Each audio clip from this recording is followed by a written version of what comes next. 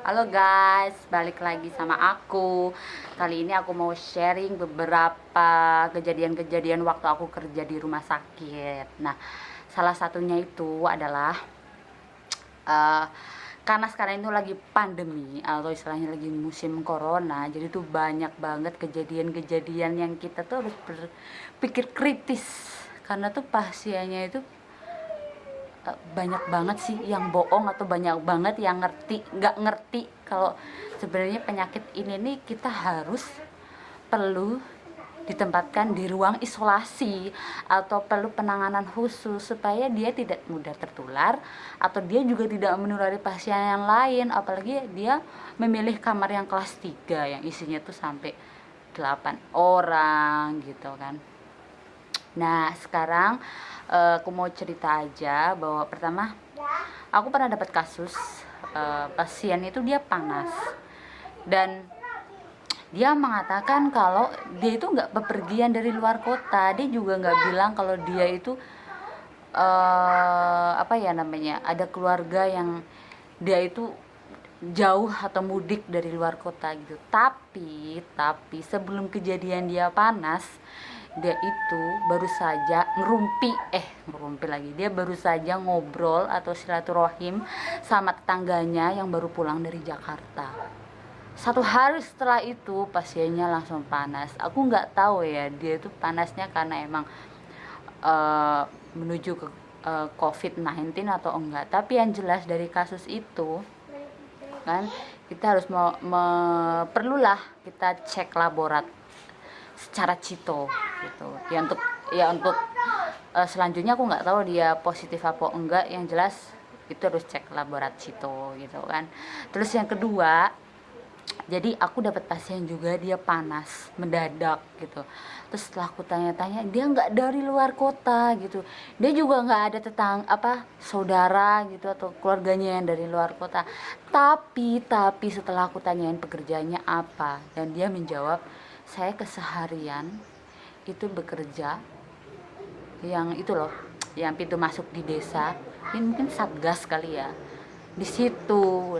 Otomatis kan nggak bisa dipungkiri lah kalau setiap hari itu kan pasti mereka itu pulang dari luar kota dan pasti komunikasi dengan satgas, nanyain KTP, datang dari mana, berapa hari, jangan lupa cuci tangan, mobilnya disemprot gitu kan. Itu kan termasuk dong resiko juga, cuman kan kita nggak bisa memastikan dia corona apa enggak. Jadi setelah aku tahu dari anamnesis kayak gitu, aku langsung oke, kamu cek lab Cito dulu deh gitu, baru nanti kita mengklasifikasi dia itu termasuk yang perlu kamar yang isolasi atau enggak gitu. Intinya lab Cito deh, setelah itu kita baru melihat dari hasil labnya.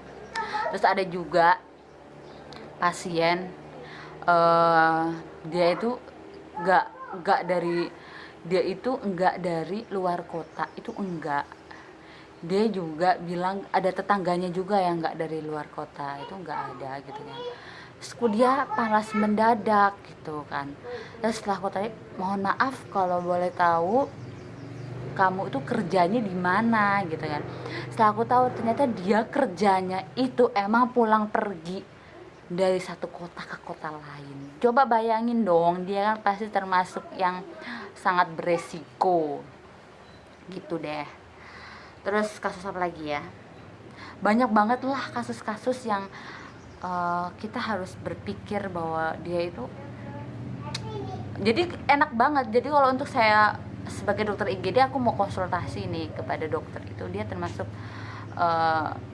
yang perlu pemeriksaan penunjang apa, kemudian perlu kamar yang seperti apa, itulah tugas IGD. Jadi ada, kita sebagai dokter IGD itu benar-benar kita harus mikir secara logis dan benar-benar harus sesuai.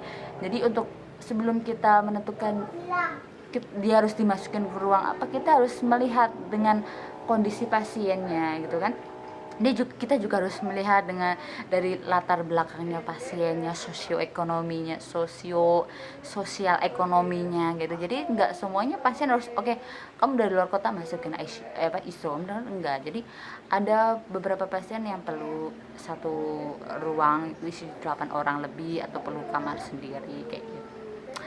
Oke, paling gitu aja sih yang perlu aku cerita-cerita ya. Yang jelas karena sekarang itu kan sudah termasuknya angka dari pasien yang positif, kemudian yang meninggalnya juga sudah mulai banyak, dan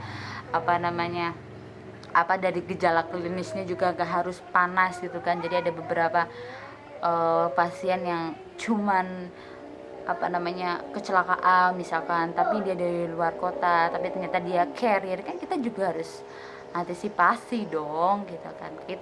Saya juga kalau mau konsultasi gitu harus mempertimbangkan ini baik juga nggak untuk tenaga medis, ini baik juga untuk partner aku yang ada di bangsal sana atau yang bekerja di ruang operasi kayak gitu. Niat kita emang baik, tetapi kita juga akan berusaha semaksimal mungkin yang terbaik untuk pasien dan juga yang terbaik untuk penolong saya dan tim medis yang lainnya. Gitu aja sih. Jadi buat kalian semuanya, jangan sampai kalian membohongi kita sebagai tim medis.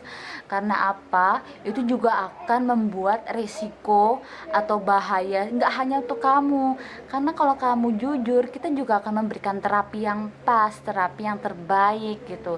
Dan kamu juga nggak memberikan dampak atau memberikan bahaya-bahaya kepada kita tenaga medis yang berusaha untuk menolong kalian semua. Gitu aja. Mungkin sore ini ceritanya itu aja sih yang perlu aku ceritakan. Yang jelas saya yang bekerja di IGD bersama perawat, kemudian pegawai administrasi, kita sudah mulai menggunakan APD ya, gak hanya dari masker, kacamata, kemudian tapi kita kadang udah memakai baju yang kadang gak hanya 1 lapis, bahkan 2 lapis gitu. Jadi itu aja sih yang terbaik. Oke, itu aja ceritanya. Nanti lain kali aku akan cerita lagi tentang kejadian-kejadian saat kita kerja di IGD. Bye.